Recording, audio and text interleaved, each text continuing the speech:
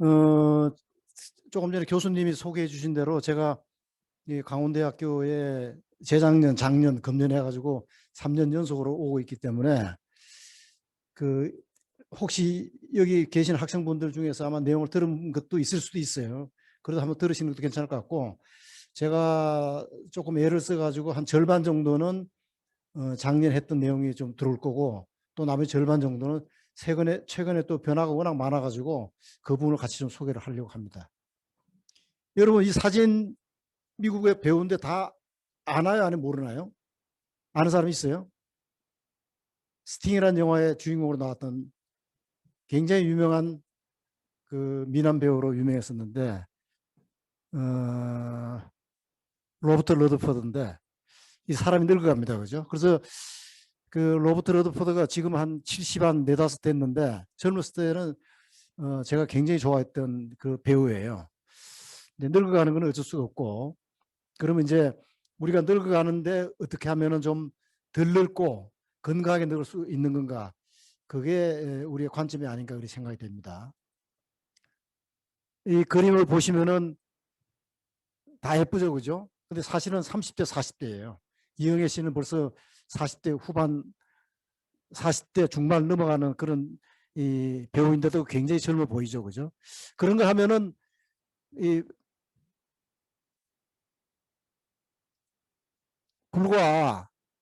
불과 한 4, 50년 전에 이제 그 또래의 여성들, 왼쪽 위에 있는 사진 같으면 한 10대겠죠, 그죠? 교복 입고 있는 거 보니까. 그 다음에 오른쪽에 있는 사진들 보면은 30대입니다. 그리고 많아야 40대고 이렇죠. 근데 지금 우리가 보기에는 전부 다 지금 아기 안고 있는 아주머니도 오늘날로 기준으로 보면 50대 이상 보이잖아, 그죠? 근데 저 당시에는 출산을 되게 20대 후반, 30대 초반 다 끝낸다고요. 그러니까 모유를 하는 걸로 봐서는 나이가 아무리 많아도 30대 초반일 텐데 보기에는 50대로 보였다고요. 그러니까 지난 한 4, 50년 동안에 우리나라를 포함해가지고 세계에 무슨 일이 있었길래 이렇게 사람들이 젊어졌는가. 실제로 젊어졌습니다. 그죠? 평균 수명도 우리가 많이 젊어졌어요. 평균 수명도. 물론 이제 식생활이 좋아져서 그런 것도 있지만 비단 식생활뿐만 아니고 사람이 왜 빨리 늙는가에 대한 연구를 계속 해봤더니 빨리 늙는 이유를 조금씩 알게 된 거예요. 그죠? 그 다음에 3, 40년 전에는 설사 알았더라도 그렇게 자기가 케어를 할 수 있는 여력이 안 됐잖아요. 시간적 여력이 안 되고 경제적 여력이 안 되고 주변에 그런 인프라가 없었는데 지금은 그런 거 잘 돼 있다고 그죠? 좋은 화장품도 많고 좋은 그 피부과들도 많고 그래서 훨씬 더 젊게 살 수 있는 시대가 지금 왔다. 그런 얘기입니다. 두 개가. 그래서 제가 지금 이제 결론 하나는 무슨 얘기냐면은 피부가 건강하고 예뻐지면은 실제로 장수랍니다. 요 내용은 한 20년 전에 이 사이언티픽 페이퍼로도 발표를 했었는데 메이크업으로 예쁘게 메이크업은 데코레이션이잖아, 그죠? 스킨케어라고 하는 거는 우리가 바이올로지컬하게 어떤 이펙트를 주려고 많이 노력을 하지만 주로 메이크업은 샤도우라든지 파운데이션이라든지 이런 립스틱 같은 경우는 대부분이 데코레이션이라고 그죠? 그런데도 불구하고 얼굴을 데코레이션을 잘 하면은 더 건강해진다는 거예요. 피부, 속피부까지도. 그건 왜 그러냐면은 자신의 얼굴이 아름다워지고 깨끗해짐으로써 호르몬알한 그 대사가 긍정적인 방향으로 작동을 하는 거예요. 그죠? 긍정적 방향으로 작동을 해가지고 실제 우리 몸이 건강한 쪽으로 대사를 일으킨다. 이제 결론은 무슨 얘기냐면은 피부를 항상 예쁘게 하려고 옷도 마찬가지 옷도 그냥 이렇게 허접하게 입고 다니는 것보다는 반듯하게 입고 가는 거가 장수합니다. 건강해지는 겁니다. 늘 태도가 그런 게 중요한 거예요. 우리 대사가 호르몬이 그렇게 작동이 되는 거거든, 그죠? 그러니까 늘 자신감 있게 여자들 친구들끼리 만나는 이성 간에도 아니고 아니더라 할지라도 동성 간에 만날 때에도 가능하면 예쁘게 꾸미고 또 옷도 잘 차려입고 그러면은 훨씬 건강해지고 좋은 작동이 일어나거든, 몸에서요. 그렇게 되면은 장수가 되는 겁니다. 피부 미용은 장수하고 바로 연결됐다. 그런 얘기를 말씀드리고, 피부 관리를 잘하면 장수한다는 그런 페이퍼들은 또 통계들이 많이 나와 있었거든요. 제가 언젠가나 소개를 해드렸는데 오늘은 그걸 다 생략을 하고 지금 하도록 하겠습니다.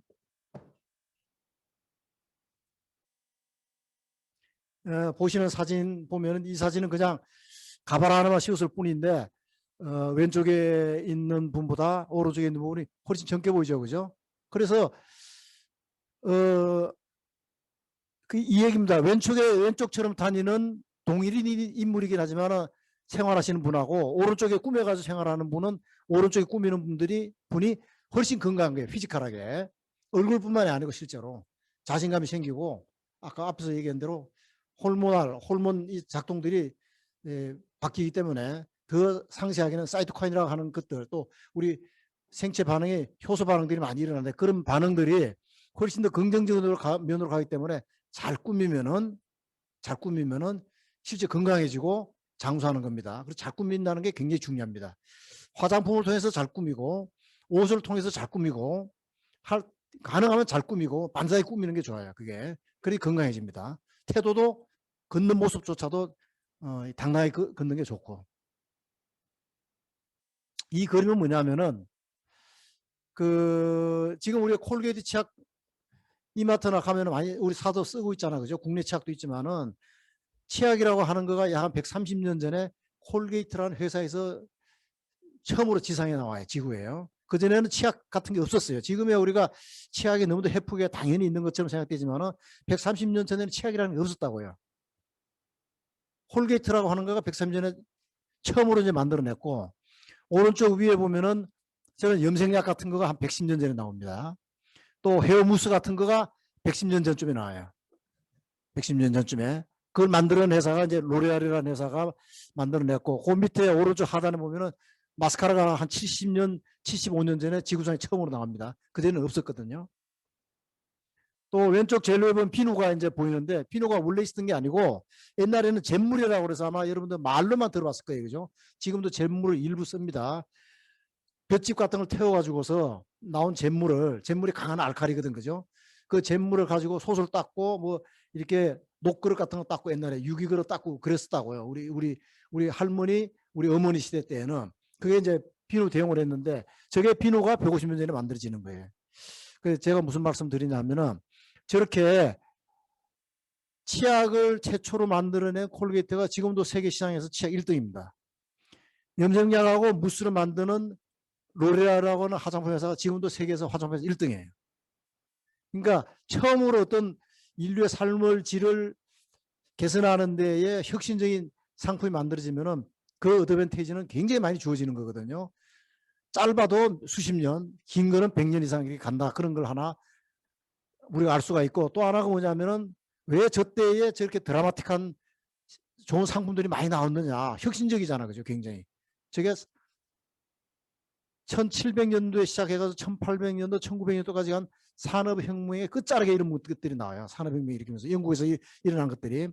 산업혁명의 끝자리에 일어나면서 어떤 것들이 나왔냐면 머티리얼들이 많이 나옵니다. 비누를 만들어지면서 우리가 알고 있는 그리세린이라는 거하고 비누를 하는 거가 뭐냐면은 뒤에 화장품 만드는 데 꼭 필요한 것들이 뭐냐면 계면활성제인데 비누는 계면활성제거든. 그죠? 비누는. 그런 계면활성제 만들어지고 그리세린이 만들어지면서 어마어마한 바뀌게 되죠. 그죠? 나중에. 그리세린이 나오면서 폭약도 나오잖아요. 폭약. 그리세린에서 출발해서 난 폭약이고. 그리세린이 나옴으로써 우리가 의학적으로도 굉장히 많이 도움을 받는 물질들이 그런 머티리얼이 나오면서 가능한 것들이고 치약도 마찬가지입니다. 그죠? 치약이 지금 우리가 아직도 쓰고 있는 거가 소듐 라우리 설페이트라고 하는 SLS 또는 SLES 이제 그거가 주 베이스로 쓰는데 지금도 그걸 쓰고 있습니다. 그게 그때 좀 그 머티리얼이 나와가지고 그걸 페이스트화로 그죠? 페이스트 쓰기 쉽게 그렇게 만드는 것들이 치약이고 그런 머티리얼들이 나와서 드라마틱하게 바뀌는데 지금 이제 그 우리가 4차 산업혁명 뒤에서 조금 소개가 되겠지만은 1차 산업혁명 같이 영국에서 시작된 그런 산업혁명 같이 그렇게 드라마틱하지는 않지만은 그래도 꽤 드라마틱한 우리가 시대에 지금 살고 있습니다. 격변하는 시대라는 거예요, 지금. 격변하는 시대에는 세상이 많이 바뀝니다. 많이 바뀐다는 얘기는 흐름만 잘 타면은 판을 흔들 수가 있는 이제 그런 것들이 나오겠죠. 그전에는 치약이라고 하는 거가 마스카라가 하는 거 이런 염색약이라 하는 것들 나오기 전에서 저런 걸 쓰려고 노력했던 것들이 저런 장이 나옴으로써 고객들이 다 절로 가게 됐던 거거든요. 드라마틱하게 다 바뀌었잖아. 그죠? 네, 그런 시사점이 있다는 거고. 그런데 다행히 우리 한국도 지난 한 10여 년, 15년도 보면은 전 세계 혁신적인 히트 상품이라고 그러면은 혁신적인 상품이라고 그러면은 거의 99%, 제가 생각할 때 100%예요. 다 한국에서 나왔어요. 왜 그런지 잘 모르겠어요. 그죠? 그 뒤에 이제 조금 설명이 되지만은 우리가 알고 있는 쿠션 한국에서 나온 겁니다. 비비크림 한국에서 나온 거고, 그다음에 저기 보면 시트 카바, 시트 마스크 우리 다 쓰잖아, 그죠? 한국에서 나온 건데, 저게 비비크림하고 쿠션, 에어 쿠션 같은 경우는 한국에서 아무래도 처음에 만들었는데, 저게 아까 그 로레알의 1등이라는 회사, 로레알 안에 랑콤 브랜드니 뭐 그런 것들이 있는데, 그 브랜드 안에 또는 미국에서 1등하고 있는 화장품 회사가 에스티라우다라고 또 그런 것들이 있는데, 그 안에 그 브랜드마다 비비크림에 안 들어가 있는 브랜드가 없어요, 지금요. 또 쿠션이 안 들어가 있는 브랜드가 없다고 다 들어간 거예요. 마치 마스카라가 나와서 전 세계에 퍼졌고, 마스카라 없는 브랜드 없잖아요. 그렇잖아, 그죠? 그런 식으로 한국발 그런 그 혁신적인 게 굉장히 나왔다. 아주 좋은 기회가 됐다. 이제 그런 말씀드리고. 그래서 2017년도에 그 세계 하자마 학회를 이제 서울에서 합니다. 그때 제가 이제 아까 교수님 소개하셨지만은 세계 하자마 학회장을 이제 맡아서 하게 되는데, 그 당시에 왜 저한테 요청을 온 게, 여기 13개국 그 각국의 이제 그 학회장들이 모인 게 IPCC인데, 요청을 한 게 17년도 그 당시에 왜 최근에는 한국에서 이렇게 혁신적인 상품들이 많이 나오느냐, 그걸 소개해달라 해서 특별 세션을 준비한 적이 있습니다. 그래서 그때 소개했던 거가 에어 쿠션을 소개했고, 그죠? 시트 마스크를 소개했고, 그 다음에 한방을 소개했고, 그 다음에 플라스틱 서저리, 우리나라 성형 기술이 굉장히 발달되어 있어요. 성형. 우리나라가 여러분들 간간히 들어서 아시겠지만은 치아, 이빨 있잖아요, 그죠? 이에 대한 기술이 전 세계적인 기술이에요. 그래서 미국으로 유학 갔던 또는 미국에서 이민해 살고 있는 사람들도 이가 고장이 나면 우리나라로 와서 고쳐가요. 그러니까 굉장히 좋아요, 의술이. 몇 가지 잘하는 게 있습니다. 그 중에 하나가 성형입니다. 그러니까 플라스틱 서저리가 왜 이렇게 한국은 발달했느냐. 물론 손재주가 좋기도 하겠지만 장이 커지고 그러니까는. 그 한때는 중국에서 압구정으로 엄청 들어왔잖아요. 그죠? 패키지 들어왔었어요. 압구정에, 지금도 압구정에 가보면은 이 성형하는 것들이 쫙 서 있거든, 그죠? 그런 거를 소개한 적이 있었습니다.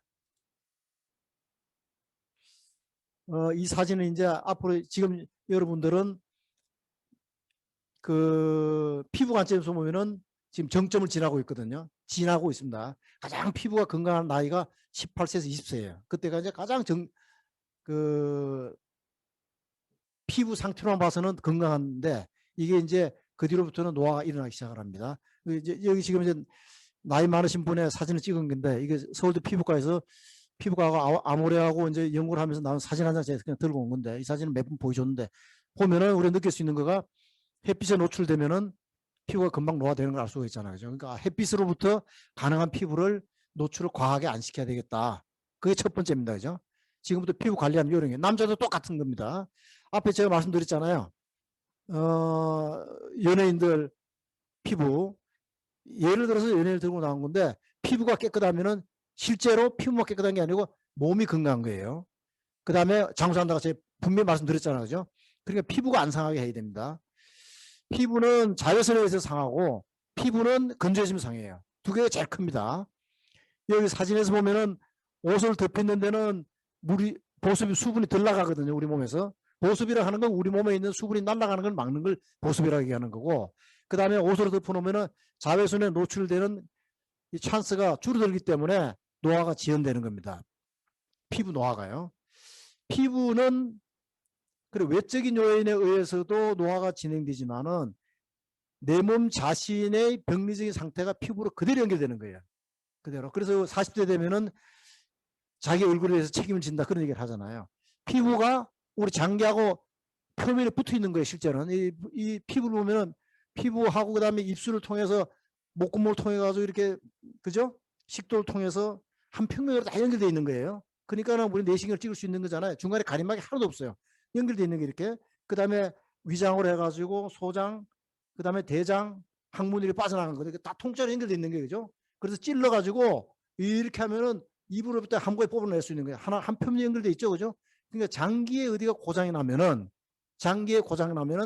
피부와 연결되기 때문에, 그래서 피부가 상하는, 안 좋게 나오는 거예요. 몸이 안 좋으면은 뽀르지가 나와. 몸이 안 좋으면 얼굴이 금컴해지고, 몸이 안 좋으면 다크설이 생기고, 몸이 안 좋으면 황달이 생기고, 몸이 안 좋으면 뭐가 나타나는 거예요. 그래서 피부가 건강해야 돼요. 피부를 건강하게 하는 건 수단 방법을 안 가려야 되는 거예요. 정 안 되면 메이크업으로 데코레이션 해가지고서 하라고 그랬잖아요. 제가. 그죠? 그게 실제로 건강해지는 거고 장수해지는 거예요. 굉장히 중요한 얘기를 지금 하는 겁니다. 여러분도 앞으로 살아가면서 건강하고 싶잖아. 그죠? 장수하고 싶잖아. 그죠? 채용을 할 때도 가능하면 건강한 사람을 원해요. 그 프로 감독이 제일 싫어하는 게 뭔지 아시죠? 비싼 돈 주고 데려다 놨더니 맨날 부상자 명단에 올라간 사람을 제일 싫어하는 거예요. 그래서 건강도 실력이라고 그래요. 프로야구 감독 입장에서는. 그걸 기용을 해야 되는데 추진수 이번에 보니까 27억 해가지고 연봉도 체결했던데, 예를 들어 추진수 같이 그리 27억을 줘가지고 엔트리를 넣어놨는데 맨날 부상자 명단에 올라가가지고 뛰지도 못하게 하고 그러면 감독은 얼마나 안타깝고 그러죠. 그런 겁니다. 똑같이. 그래서 피부를 건강하게 유지하세요. 그럼 몸이 건강해집니다. 이거는 뒤에 피부를 건강해지는 방법이 또 있어요. 제가 말씀드리겠지만은. 그래서 자외선을 피해야 됩니다. 가능하면. 우리가 중학교 다닐 때 비타민 D는 생합성 못하기 때문에 비타민 D는 자외선 피부에 의해서 비타민 D를 합성한다고, 자외선에 의해서 합성한다고 들었는데, 물론 약간은 노출이 되겠지만 하루에 15분 정도, 20분이 충분하거든요. 그러니까 가능한 피하는 게 좋습니다. 한번 자외선이나 건조로 상해진 피부는 다시는 복구되기가 쉽지 않습니다. 그죠? 그러니까 상하지 않게 하는 게 가장 좋은 거예요. 그래서 운동을 할 때나 어디 돌아다닐 때나 가능하면은 양산을 쓰세요. 양산을 저는 써요. 저는 쓴다고요. 제가 산을 좋아하고 트레킹을 되게 좋아하는데 조그만 우산이 있어요. 조그마한 거. 아주 가벼운 걸 들고 다닌다고요. 그럼 이상하게 보일지는 모르지만 이상한 게 아니고 극히 정상적인 거예요. 얼굴 가리는 것도 좋아요. 우리 지금 코로나 이전에도 왜 아주머니들 보면 막 열심히 걸으시는 분들 뭐 가리잖아요. 그거 되게 바람직한 거예요. 보기가 좀 안 좋아서 그렇지. 그죠? 그러니까는 어쩔 수 없이 다 벗어야 될 경우는 선크림을 바르는 게 좋아요. 선크림 바른다고 자외선이 100% 차단되는 건 절대 아닙니다. 수시로 발라줘야 되는데 우리가 그러지는 못해요. 그죠? 그러지는 못하기 때문에 선크림은 바르긴 바르되 가능하면은 과한 자외선 노출을 피하는 게 굉장히 중요하다. 이제 그런 얘기입니다. 이 그림은 보시면은 우리 자외선이 피부 깊숙이 들어가죠. 그죠? 저기 녹색으로 되어 있는 것들이 자외선이 들어가는데, 자외선이라고 하는 거는 뭐냐면은 에너지 소스가 큰 거예요. 그래서 들어오게 되면은 우리 피부는 생체 조직은 뭘로 되어 있냐면은 지방, 그러니까 트리그리세라이드 폼의 지방으로 되어 있잖아요. 그죠? 지방이라는 거 깨지면 지방산으로 바뀌어가지고 과산화 지질로 바뀐다고요. 과산화라고 하는 거는 뭐냐면은 프리 라디칼을 만들어요. 유해산소. 유해산소를 만들면은 우리 몸을 거의 공격을 합니다. 유해산소가 뭐냐면은 우리 그 락스 같은 거 있죠. 병이 따는 락스. 그게 만들어지는 거예요. 우리 몸에. 락스가 만들어지는 거예요. 그게 라디칼을 하는 거가. 원래 우리 몸에 그게 필요합니다. 밖에서 병균이 들어오면은 우리가 그거를 대응을 해야 되기 때문에 그런 것들이 라디칼이 가서 그걸 싸워서 이기는 거예요. 죽이고 자기는 소멸돼야 되는데, 그렇지 않고 스트레스를 많이 받는데, 스트레스 얘기는 뒤에서 나오지만 스트레스보다는 훨씬 큰 게, 임팩트 큰 거가 자외선입니다. 자외선은 과다하게 노출되게 되면은 안에서 라디칼이 생기고 그 라디칼 우리 몸을 공격해서 우리 몸의 조직을 빼냅니다. 조직을 빼낸다는 얘기가 빵빵한 풍선에서, 그죠? 이게 바람 빼는 거랑 똑같은 거예요. 그렇게 되면 피부는 노화가 되고, 그래서 주름이 생기는 거고, 또 수분이 빠져나가면은 물이 빠져나가니까, 물이 그냥 마시는 물이 아니에요. 물이 뒤에서 이제 수분 얘기가 좀 나올 텐데, 보습 얘기가 나오잖아요. 그죠? 보습이 무슨 뜻이냐면은, 지금 우리 앉아있는, 제가 작년에도 와서 이거 설명을 좀 들었는데, 이 건물을 만드는 데에는 뭐가 들어가죠? 시멘트, 모래, 철근, 자갈, 이게 들어가잖아요. 시멘트, 모래, 철근, 자갈, 아무리 해도 안 만들어져요. 레미콘 가면서 물을 부고 가지고 돌리면서 들어오죠. 물을 넣어가지고 들어오는 거예요. 물을 넣어가지고 막 양성을 하면 이게 되거든요. 이 안에 물이 들어있어요. 결정수로. 물을 다 빼면 어떻게 되죠? 도로 가루가 다 되는 거예요. 똑같은 거 우리 몸이. 이 안에 있는 물은 언제 날아가냐면 1100도로 내면은 물이 날아가면서 시멘트 건물이 튀는 거예요. 화재 날 때, 화재가 심하게 나면은 부스러져요. 그래서 이게. 그전에는 안 부스러지거든요. 우리 몸에 있는 물도 우리 몸은 액정으로 되어 있거든. 다요. 액정 덩어리예요. 우리 몸은 한 70조에서 80조 개 정도의 세포로 되어 있는데 세포를 만드는 세포막이 생체를 만드는 게 전부 액정으로 만들어 있어요. 그 액정을 만드는데 꼭 필요한 게 물입니다. 그래서 그 물이 한번 나가면은 액정을 다시 만들기는 굉장히 어려워요.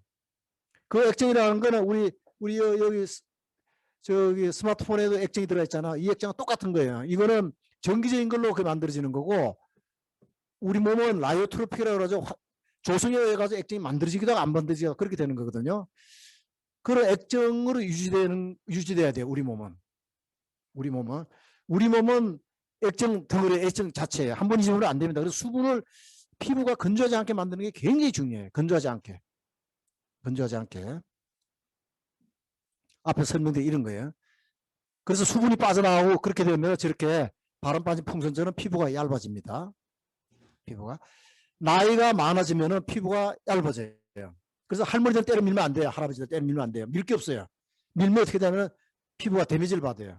그러니까 젊은 여성들은 때가 많이 나와요. 그죠? 때가 많이 나오는데 나이가 많아지면 점점점 이게 저 제일 위에 있는 게 각질층인데 표피에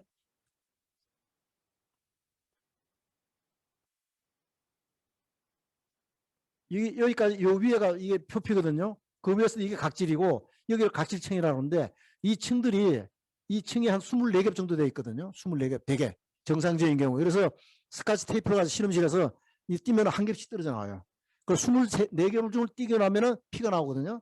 왜냐하면 여기는 진피에는 이제 혈관이 흘러요. 여기는요. 흐르게 되는데 나이를 먹게 되면은 저게 저 24개이 거의 매일 하나씩 건강한 피부에서는 때로 떨어져 나오거든요. 그 때라고 하는 거는 오염이 아니고 우리 속옷 안에 있는 몸에서 오염될 게 뭐가 있어요. 때는 우리 몸 자신이 만드는 거예요.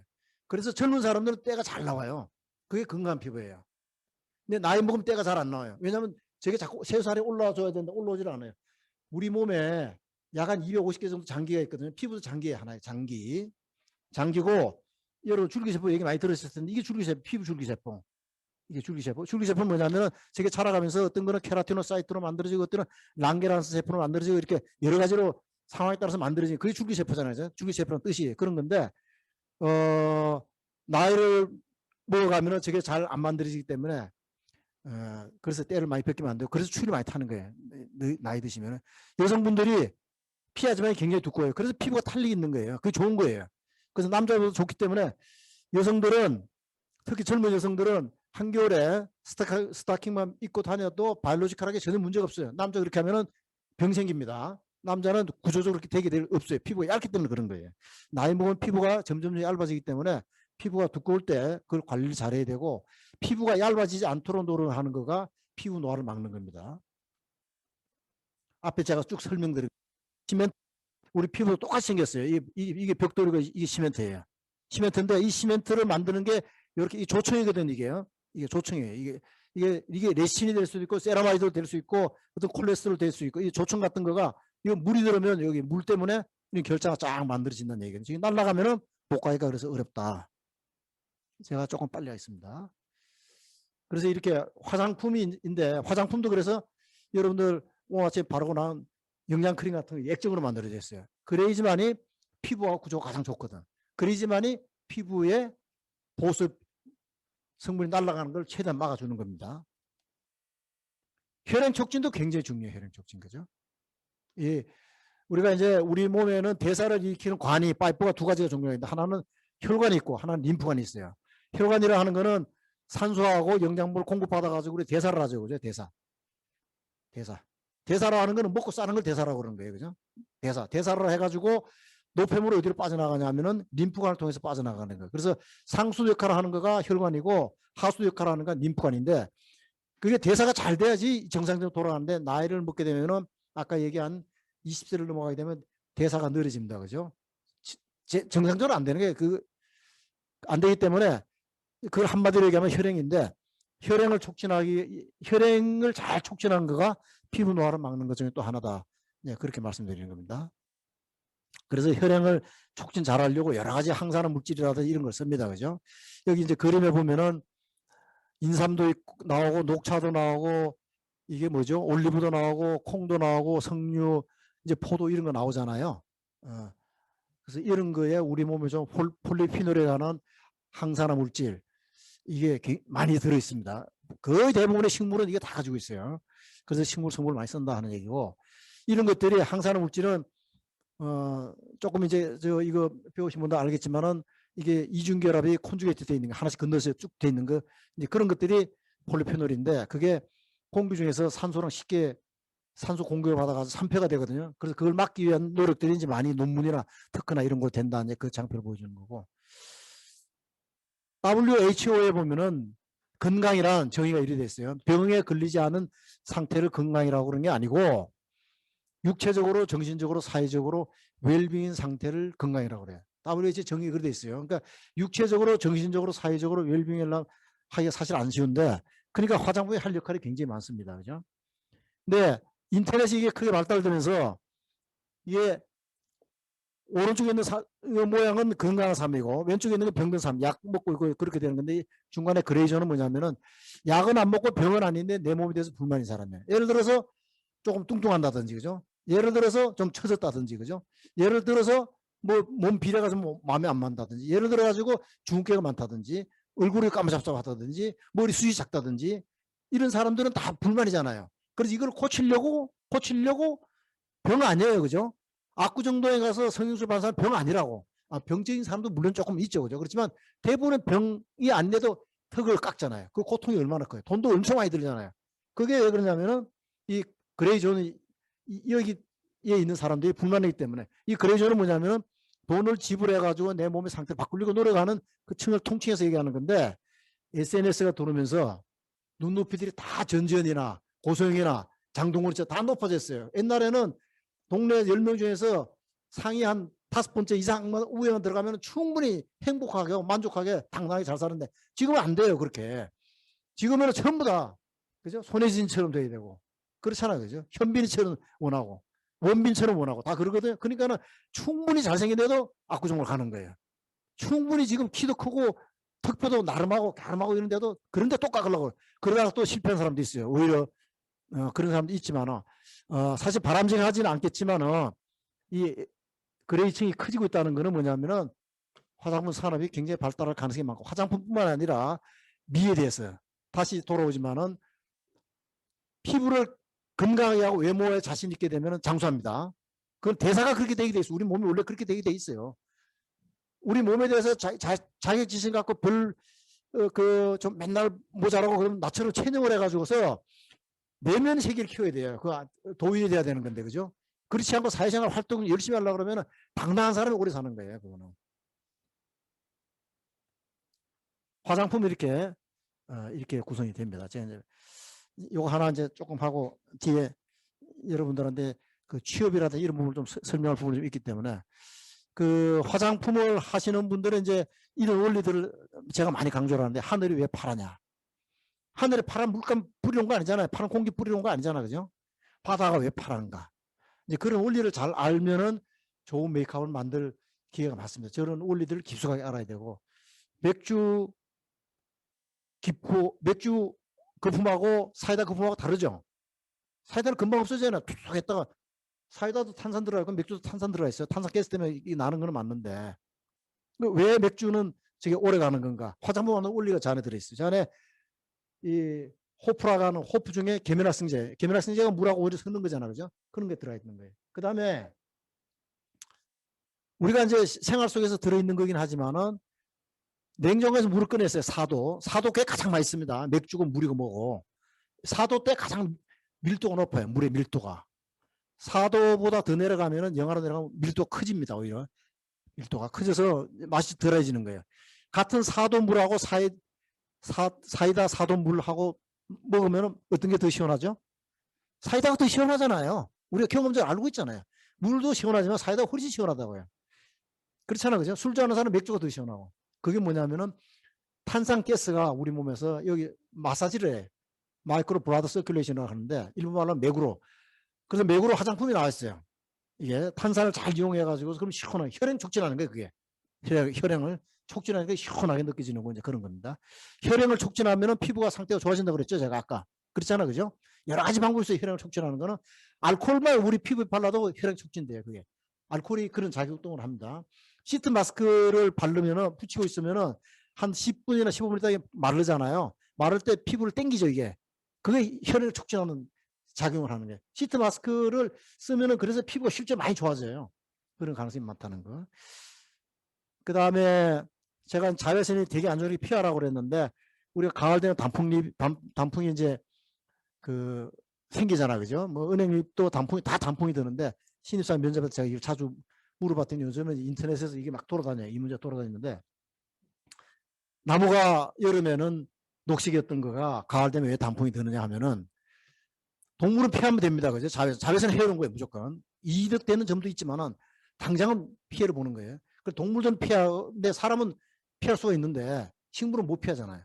그러니까 프로테탈스 물질을, 폴리페놀 아까 항산화 물질을 제일 바깥에다 쫙 코팅을 해놨어요. 제일 바깥에다가. 그게 이런 색소예요, 색소. 케로틴이라든지 우리가 알고 있는 그런 색소들이라고요. 색소가 폴리페놀인데, 폴리페놀이 식물이 제일 외곽에 있어요. 그 여름에는 원래 있어요. 근데 여름에는 클로로필이라고 하는 엽록소가 탄소 동화작용, 공기 중에 있는 CO2하고 물을 만나가지고서 스타치를 만들잖아요. 셀룰로스를 만들잖아요. 그 나무가 만들어지는 거니까 그런 작동 때문에 녹색이 잘 안 보이는데, 햇빛이 약해지는 가을 되면, 지금 되면 클로로필이 다 없어지잖아요. 그 기능을 할 필요가 없으니까. 그러니까 원래 있던 자기가 가지고 있던 녹색이 드러나는, 단풍색이 드러나는 거예요. 그죠? 그래서 노란 단풍, 붉은 단풍 이런 것들이 드러난다는 겁니다. 자, 그러니까 힌트가 뭐냐면은 슈퍼푸드라고 하는 게 있어요. 장수푸드. 장수푸드는 전부 껍질이 있습니다. 그 꼭 여러분들 기억을 해두세요. 심지어 자외선하고 별로 영향이 없는 고구마조차도 고구마 껍질에 영양분이 다 들어있어요. 땅콩도 껍질이에요. 왜 그러냐면 고구마도 그 마이크로 오르가니즘, 박테리아 같은 것부터 공격으로부터 막아야 되는데, 그래 살아날 거 아니에요. 자기가 막기 위해서 제 외곽에다 그런 거 방어막을 배려를 쳐놨다고. 그죠? 그러니까는 제일 좋은 거는 사과 껍질에 있고 귤 껍질에 있고, 귤도 가능하면 귤 꺼가지고 안에 있는 거 먹으면 안 돼요. 껍질을 먹을 수 있는 방법을 찾아야 돼요. 자몽조차도 그렇고, 또 포도 같은 경우는 그 장수 원료라고 하는 레스베라토롤이 들어가 있거든요. 미국 FDA에서 유일하게 그 노화 물질로 인정을 해줬는데, 그게 어디에 들어있냐면 포도 껍질에 들어있어요. 포도 안에 있는 거 속 그 많이 먹으면은 살찌고 당뇨 생겨요. 껍질을 먹어야 돼, 껍질. 근데 그거를 이제 그 여러분들 이제 이 얘기 들었으니까는 앞으로는 껍질을 먹으세요. 그리고 아주 센스 있으면, 버리긴 좀 미안하지만 알맹이를 버린다든지. 제일 좋은 거는 껍질하고 씨에 있어요. 예. 과육에 있는 게 아니고 모든 과일이 다 그렇습니다. 과육보다는 과피에 다 있습니다. 과피에. 그걸 뽑아가지고 쓰는 게 우리 건강기능식품이고 화장품인 거예요. 대본이 그렇게 이제 말씀드리고 넘어가겠습니다. 자, 지금 이제 제가 이제 화장품만 조금 한 30분에 걸쳐서 소개를 해드렸는데, 이제 지금 산업계에 있는 사람들이 연말 되면 이제 내년 사업 계획을 짜거든요. 그러려고 그러면은 앞으로 세상이 어떻게 바뀔까, 그걸 제일 먼저 합니다. 지금은 메가 트렌드가 뭐냐면 기후변화입니다. 그죠? 기후변화. 심각하죠. 그죠? 그래서 앞으로는 우리나라도 2040년 되면은 내연기관, 그죠? 가솔린 내연기관 같은 거를 법적으로 생산 중단하겠다 발표를 했다고요. 법제를 한다고요. 스웨덴 같은 경우는 2030년, 35년 되면, 영국이 35년, 스웨덴이 30년부터 생산 중단하겠다는 거예요. 그러니까 석유 에너지 쓰지 말라는 거예요. 석탄 에너지 쓰지 말라는 얘기예요. 그게 지구를 막 엄청 문제를 일으키니까. 그 다음에 두 번째 메가 트렌드, 디지털 전환. 알고 있죠, 그죠? 그러니까 기존에 있는 홈플러스나 무슨 뭐 이마트나 다 죽는 거예요. 가게 다 없어집니다. 앞으로 이제 거지만 다 없어지는 거예요. 왜냐하면은 집에서 바로 이제 배달해가지고 가져가니까. 그러니까 쿠팡이 그래 뛰고 그러는 거예요, 그죠? 아마존이 마찬가지고, 에어비앤비가 그렇고, 기존에 있는 유통을 판체로 다 흔들고 있잖아요, 지금, 그죠? 그게 디지털 플랫폼 회사들이에요. 플랫폼에 가까운 쪽으로 가는 자만이 다 먹는 거예요. 앞으로는 다 먹는 세상이 오고, 중간에 그 기존처럼 가게를 하고 이런 것들은 화장품 샵도지 로드샵이 다 죽었어요. 명동에 우리 여학생들 가끔 가보죠. 한 5년 전에만 하더라도 어마어마하게 많은 화장품 매장이 있었어요. 그 중국 고객들이, 일본 고객들이 무지무지하게 와서 썰었어요. 거기서 매장에서 물건을 파는 아가씨들이 기본적으로 중국말하고 일본말을 해야 돼요. 그래야지 고객을 상대를 하니까. 그런데 지금 가보면은 옷가게나 이런 걸 다 바뀌고 빈 가게가 많아요. 지금 손님이 없어가지고. 네, 그런 겁니다. 그 다음에 코로나가 이제 미치는 거는 한마디로 비대면 라이프스타일. 이 세 가지가 향후 상당한 기간 아마 그 10년 정도는 갈 걸로 지금 예측을 하는데, 그래서 이제 2030년 우리 사는 모습을 보면은 화석 연료가 사용 금지될 거다 하는 얘기고, 그죠? 화학 플라스틱 사용이 금지될 겁니다. 화학 플라스틱은 지금 이 큰 문제인데, 그래서 기업체에서도 우리 지금 대부분이 포장재가 다 플라스틱 비닐 같은 거로 되어 있잖아요, 그죠? 그런 것들이 바이오 플라스틱으로 다 바뀌는 작업, LG화학도 좀 하고 있고 굉장히 하고 있는데, 누가 빨리 들어오면은 아마 판을 엄청 바꿀 거예요. 이거는 지금 기존의 플라스틱은 다 석유에서 나오는 거거든요. 대부분이 석유. 바꾸게 됩니다. 그다음에 아까 얘기한 대로 에어비앤비나 이런 것 같이 우버 같은 것 디지털 플랫폼이 이제 독식하는 것. 테슬라도 플랫폼이에요. 테슬라를 제가 좀 그 판촉 나온 걸 운전을 해봤는데, 테슬라를 타다가 이 차를 우리 그냥 그 다른 일반 평범한 차를 타니까 답답해 차가요. 테슬라들이 지금 문제가 좀 있지만은 세상을 바꾼다. 로드샵 아까 얘기했더니 없어지고, 백화점도 많이 있어야 될 이유가 없잖아요. 지금 매장이 자꾸 줄고 있다고요. 이마트 있어야 될 이유가 없어요. 근데 공장 저기 그 웨어하우스 저장소만 있으면 되는 거예요. 저장소만. 그리고 플래그십이라고 그래가지고 궁금한 사람들 용어로 해서 대형 한두 개만 있으면 되는 거고, 이제 그런 시절이 2030년에는 실제로 온다는 얘기입니다.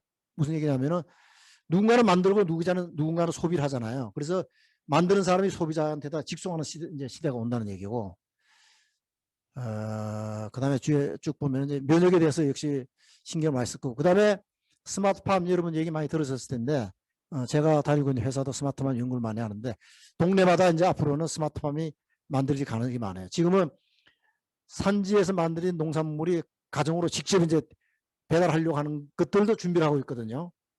우선에 농산물은 제일 문제가 뭐죠? 신선도 하고 믿을 수가 없다는 거잖아요. 항생제 쓰는 해먹을 거냐, 유기농이냐, 또는 뭐 비료 왕창 쓴 중금속이 오염되어 있는 야채인지 알 수가 없잖아요. 그래서 그런 이력 관리부터 해가지고 이제 그렇게 되는데, 나중에 어떤 일이 생기냐면 동네마다 스마트팜에는 LED 등 달아가지고 컨테이너 안에서 키우는 거, 그걸 얘기하는 거거든요. 2030년 넘어가면은 지금 저거를 연구들을 많이 해요. 가정마다 1m, 2m짜리만 있으면은 한 4인 가정 먹고 충분히 키워내요. 안에서 나오는 거. 그 배추도 키우고 다 LED 등 가지고, LED 등 하면 24시간 식물을 작동할 수가 있기 때문에, 그렇게 되면은 자기가 비료를 쓰는지 농약 쓰는지 다 알 수가 있잖아요. 스스로가. 그죠? 이제 그런 것들이 기업화 된다. 스마트팜이. 그런 세상이 온다는 겁니다. 우주 미용 여행도 가능하실 거고요. 네, 그때 가면은. 그래서 이제 이런 일들이 지금 화장품 업계 쪽에서는 일어났다는 겁니다. 위즈 코로나 되면서 소비 형태가 바뀌고 있고, 그 다음에 아까 얘기했듯이 친환경 원료 친환경 패키지, 이게 큰 지금 이슈예요. 그 다음 면역에 대한 거, 마이크로바이옴 얘기 좀 들으셨을 거예요. 개인 유전자 진단, 디지털 플랫폼 비즈니스가 저기에 최대한도 가깝게 가는 쪽만 살고, 먼 쪽에 있는 거는 다 도태됩니다. 없어집니다. 그죠? 그 다음 메타버스, 지금 그 페이스북은 아예 회사 이름을 메타로 바꿨어. 그죠? 저게 지금 급속하게 지금 빨리 오고 있습니다. 그래서 오늘 뒤에서 조금 소개 좀 드릴 거고요. 바이오 플라스틱이 지금 굉장히 시급하게 바꿔야 되는데, 지구가 몸살을 안 쳐. 그죠? 바닷물 샘플을 채취해가지고, 우리나라 강원도 고성에 있는 물을 채취해가지고 봤더니 미세 플라스틱 안에 무지하게 나와요, 지금. 그 주로 어디서 나오냐면 골프공이 흘러 가가지고 거기 가면은 그 썩으면서 플라스틱이 나오는 게, 다 플라스틱이잖아요. 결국은 나중에는 그런 것들이 썩으려면 50년, 100년 걸리거든요. 지금 우리 쓰고 있는 라면 봉지부터 해서 빵 봉지, 화장품 용기, 뭐 그것뿐이겠어요. 우리 마시는 페트 용기 있잖아요. 음료수 마시는 거. 다 저 페트 용기들이거든요. 페트지.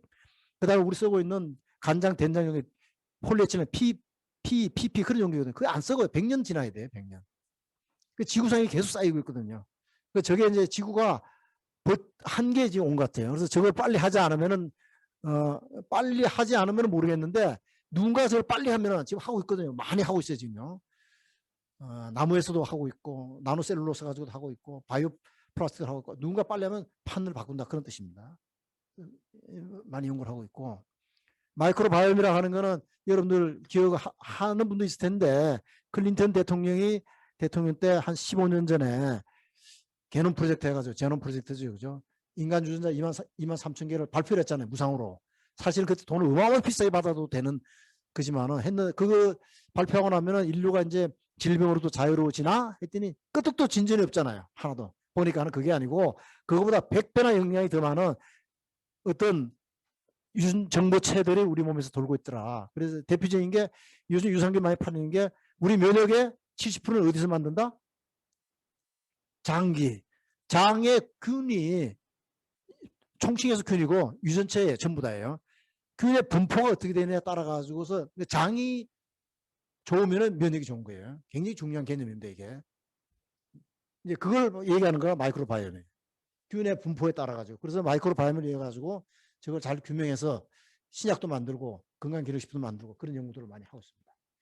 그래서 여기 보면 이제 그런 게 나온다는 얘기고. 그래서 바이옴 맞춤 화장품도 준비가 되고 있고 그렇습니다.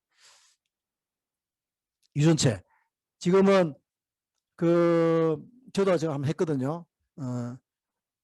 혀에다가 이 면봉우리를 한번 훑어가지고 하면은 그거 하는데 지금 한 10만 원 정도만 해요. 12만 원, 10만 원 정도 하면은 아직도 더 연구를 해야 되지만 당신은 앞으로 어디에 가면은 당뇨가 생길 가능성이 많다. 간질환이 생길 가능성이 많다. 대머리가 될 가능성이 많다. 그런 걸 진단해 줘요. 지금 그게 유전차예요. 이런 것들이.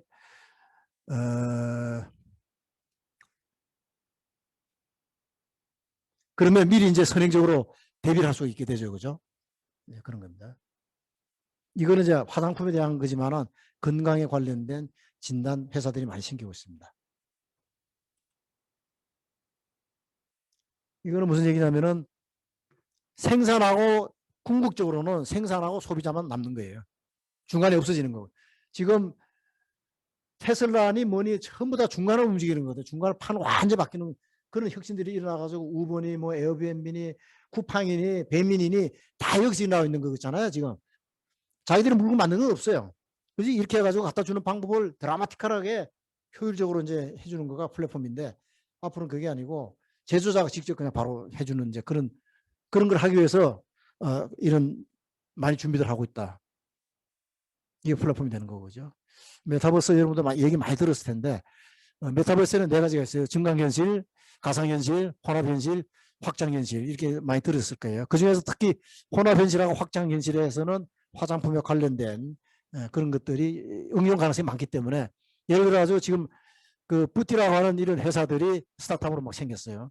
한국 콜마도 수십억을 메타버스 회사들에다가 투자를 했어요. 지금 투자를 하고 있는데 가능성이 많기 때문에 그 메타버스를 들어가면 자기 나도 메타버스 그 앱을 들어가서 내가 만들었는데 내거 가입을 해 있는데 들어가서 봐가지고 실제로 다니는 거예요. 아모르퍼시픽 매장을 들어가요. 아모르퍼시픽을 하지 말고 그냥 그 바이든 같은 경우도 그렇게 했잖아요. 메타버스 안에서 자기의 선거 사무소를 만들어가지고 그걸 들어오게 되면은 공약은 뭐고 뭐는 뭐고 뭐는 뭐고 쭉 안에 다 보는 거예요. 이렇게 그 좋고 나쁘고 누르고 지금 어떤 준비들하고 있냐면 절도 메타버스를 하고 있다고요. 절 안에 들어가서 그저 이렇게 절도 이제 하고 교회도 준비를 하고 있어요. 교회도 메타버스를 그렇게 되면은 안에 들어가가지고 뭐 자기 듣고 싶은 것도 듣게 되고 이렇게 해가지고 그 안에서 헌금도 하게 되고 또 그런 겁니다. 화장품도 마찬가지. 화장품도 시연을 해보는 거죠. 직접 안 발라보고도 하고 그 다음에 유전체도 진단을 하게 되고 그 다음에 그럼 나는 내한테 추천하는 화장품은 뭐고 이런 것들이 쭉 나오잖아요. 그럼 마지막에 구입 클릭을 하면은 메타버스 안에서 구입을 하는 거예요. 그럼 그거 연결돼 가지고 그걸 호스트 그러니까 화장품 회사들이 되겠죠, 그죠? 해서 그러면 그 사람이 어떻게 하냐면은 유통회사 공장 유통부에다 주문을 해가지고 그죠? 그게 배달이 돼가지고 집 안으로 딱 오는 거예요. 그렇게 되는 거예요. 메타버스 개념이. 결국은 메타버스가 뭐냐면 오프라인에 연결되는 거예요. 오프라인이 연결 안 되는 메타버스는 의미가 하나도 없는 거예요. 그죠? 선거도 그렇게 연결되는 거고 절도 그렇게 헌금으로 연결됐다는 거는 오프라인으로 연결되는 거거든. 그죠? 물론 구자를 쏘는 거긴 하지만 교회는 그런 거잖아요.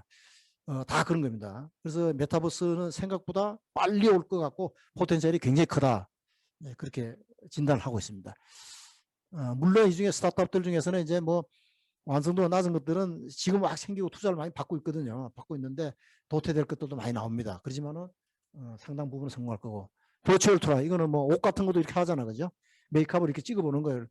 아무리 매장 또는 노래할 매장 안에 들어가가지고 그 내 피부 상태는 뭐고 나는 뭐 주근깨가 많고 뭐 쭉 설문해가지고 그러면 피부 진단을 해준다고요. 피부 진단해가지고 당신은 이러이러한 색조가 좋고 뭐가 잘 어울리고 쭉 하면 그거 팔라보는 거예요. 예, 그런 겁니다. 제가 그 7시 10분에 지금 가능하면 끝내려고 6시에 끝낼까요?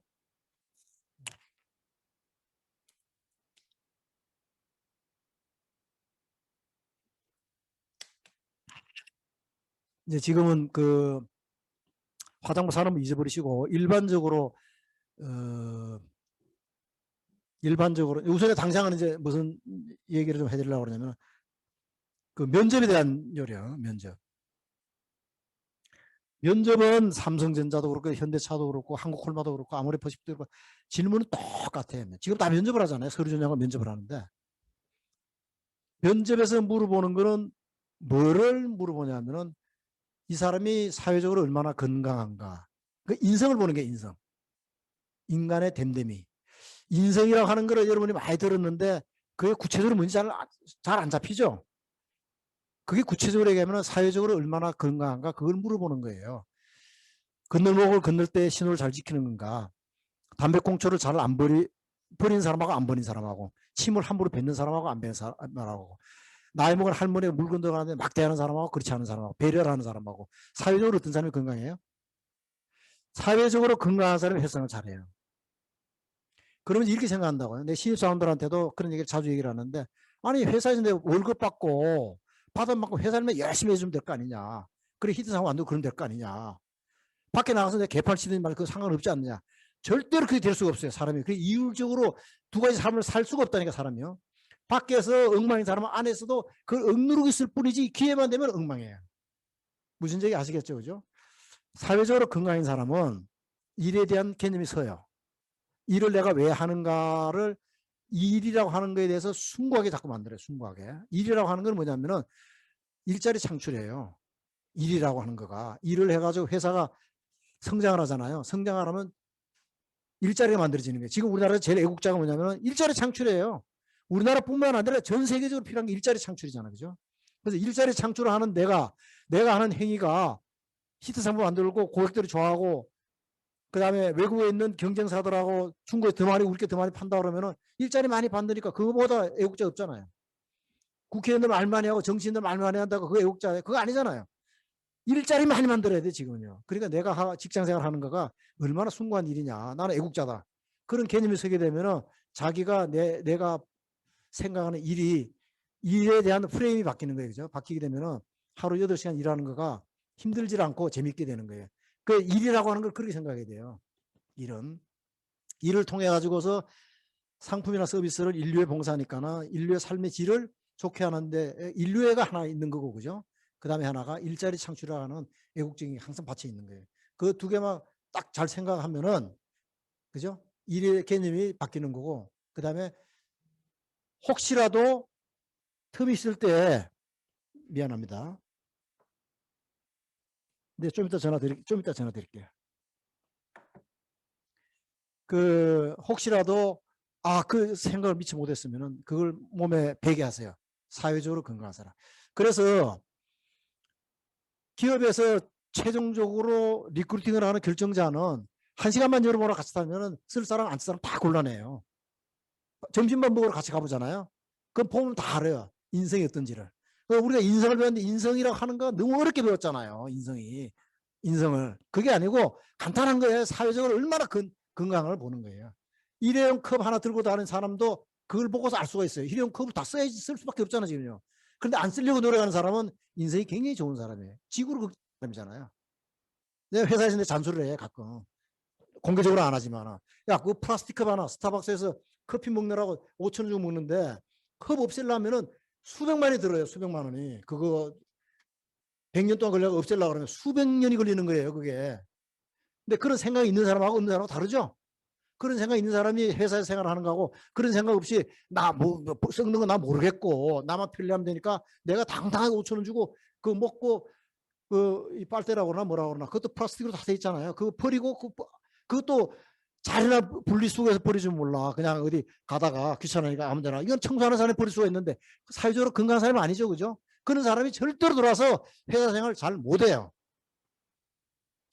그러면 사회적으로 건강한 인성이 똑바로 된 사람이 사회생활을 다 잘하느냐? 회사 생활 다 잘하 그렇지는 않고 그런 사람이 잘할 가능성이 많고 거기다가 아까 얘기한 일에 대한 그런 프레임을 잘 갖게 되면은 회사의 존재감을 높이고 그죠? 그렇게 될 때 임원이 될 가능성이 많고 히트 상품 만들 가능성이 많다 그런 얘기예요. 그래서 면접을 할 때는 인성이 굉장히 중요합니다. 그리고 학점도 봐요. 출신 학교보다 더 중요한 게 학점이에요. 지금 대기업들 보면은 서울대학교이 많지 않아요. 부산대학, 지방대학교 엄청 많아요. 그러니까 쭉 봐봐요. 고위 임원들 상무, 전무, 사장, 부사장 대기업도 쭉 보면 특히 삼성이나 이런 데 보면은 지방대학교도 무지하게 많아요. 근데 학점은 왜 보냐면은 학생으로서 제일 중요한 게 뭐죠? 학점이 높다는 게 얘기가 성실하다는 거예요. 품성을 보내 품성.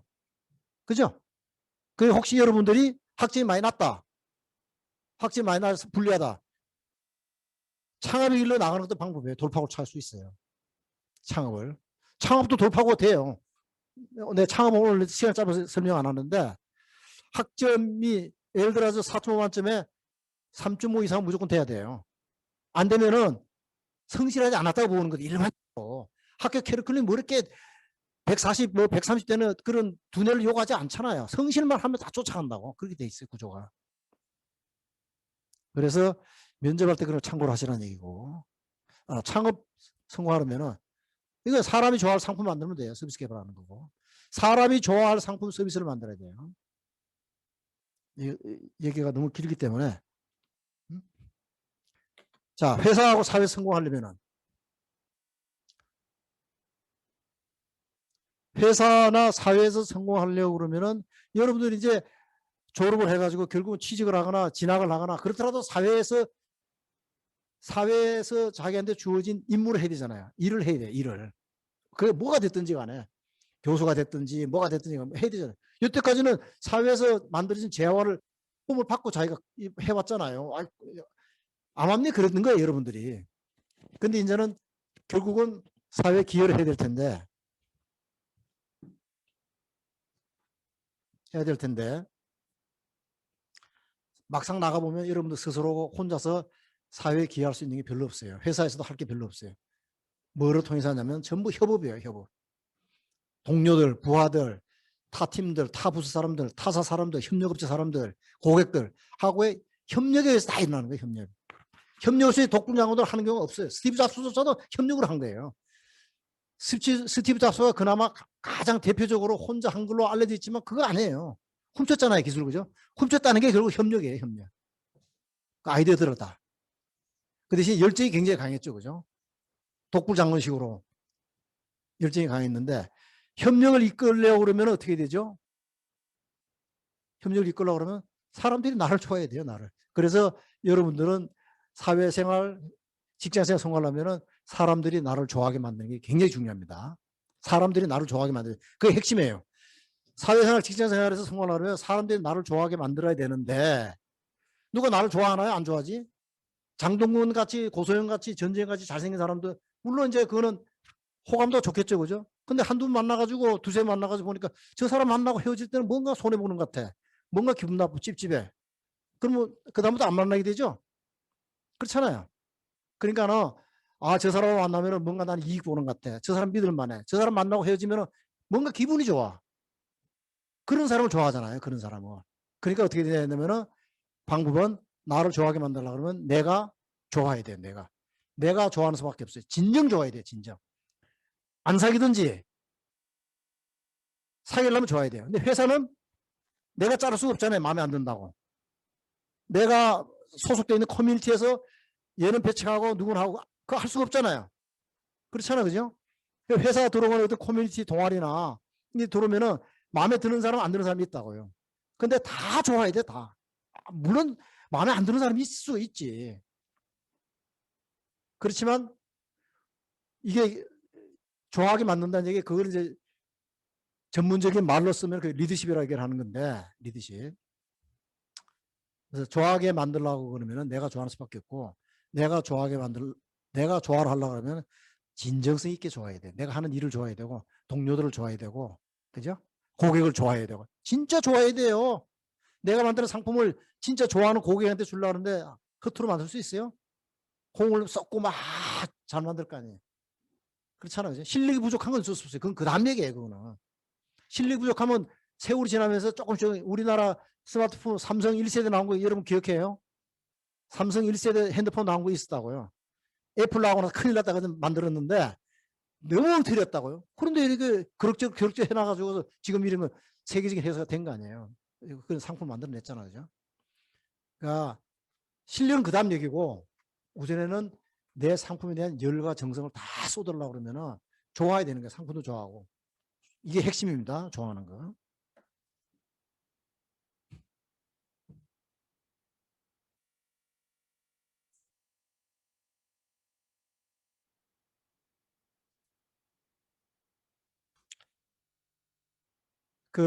이제 직장에 들어오면은 창업을 해도 그렇고 회사를 들어와도 그렇고 두 가지 부류의 사람이 있어요. 운이 좋은 사람하고 운이 나쁜 사람이 있어요. 운이 좋은 사람은 정말 열심히 해가지고서 만들어낸 기술이나 프로젝트나 어떤 시제품이 시장에 나와가지고서 사람들의 좋은 반응을 얻어서 잘 팔리는 거예요. 그죠? 운이 좋은 사람이에요. 운이 나쁜 사람은 열심히 했어. 자기 딴에는 열심히 해가지고 완성 로펌 만들어가지고 시장에 내놨더니 별로 반응이 없어. 실패를 했어요. 투자만 회사에서 잔뜩 해가지고서 적자만 끼치고 손해를 봤어요. 그 운이 나쁜 사람이에요. 회사는 운이 좋은 사람하고 운이 나쁜 사람은 두 가지가 있는데 둘 다 공통점이 뭐냐면 열심히 한 사람들이잖아. 그죠? 회사는 열심히 하지 않은 사람은 알아서 열심히 하는 사람은 다 속아내줘요. 그래요. 그게 대부분이 언제냐면은 3년, 5년 차 때면은 같이 갈 사람, 안 갈 사람 다 걸러져요. 대부분이는. 그러니까 열심히 안 하는 사람은 없어요.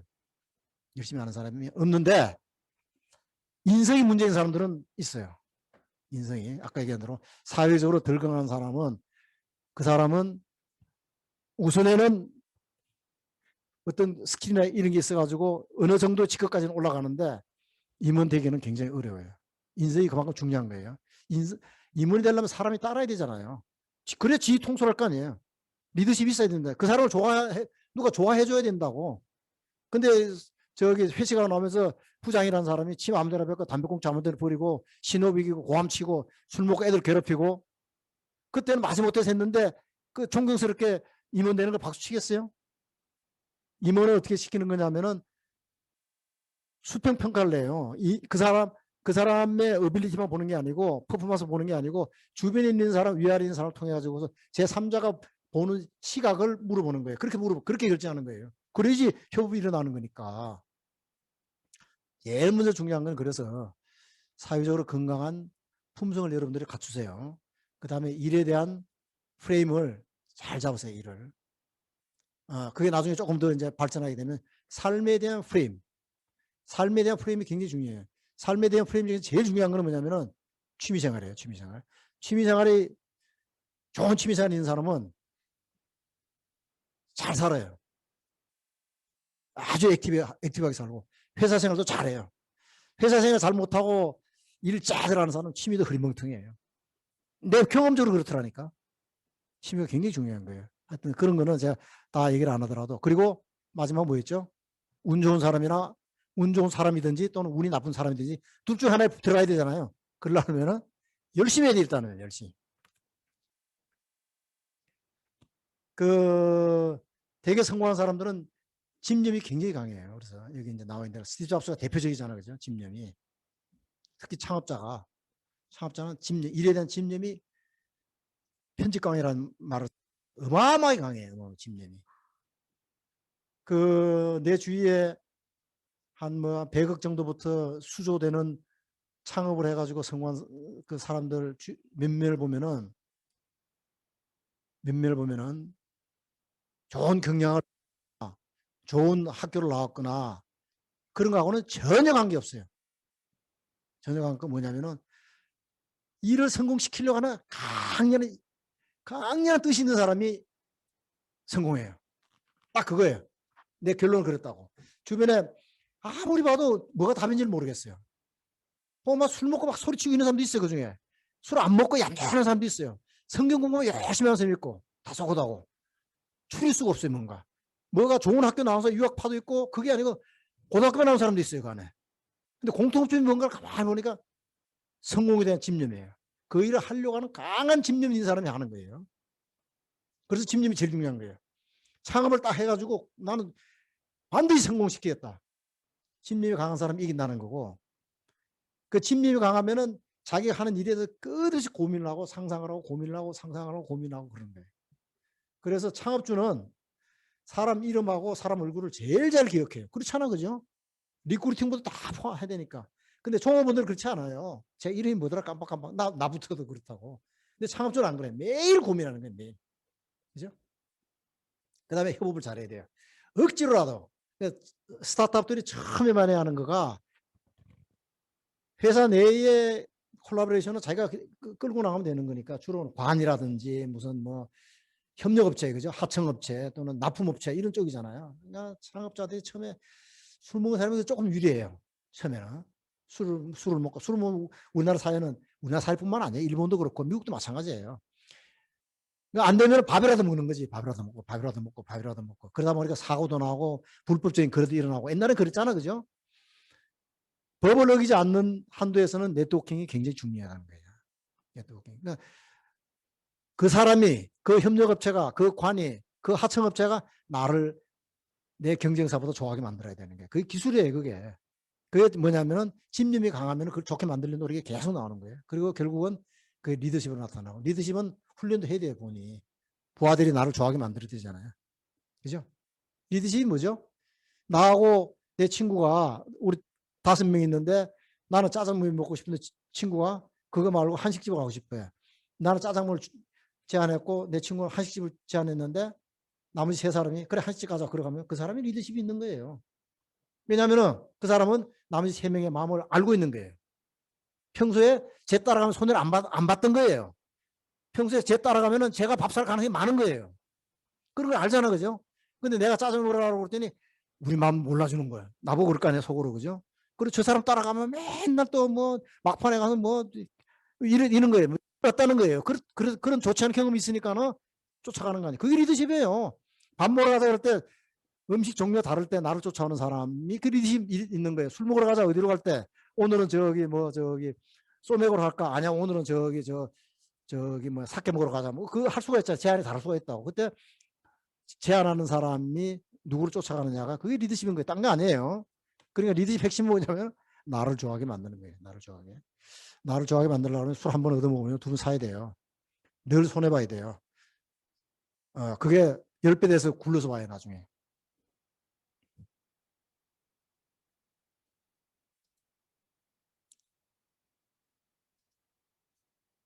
예. 제 준비된 강의는 여기까지고,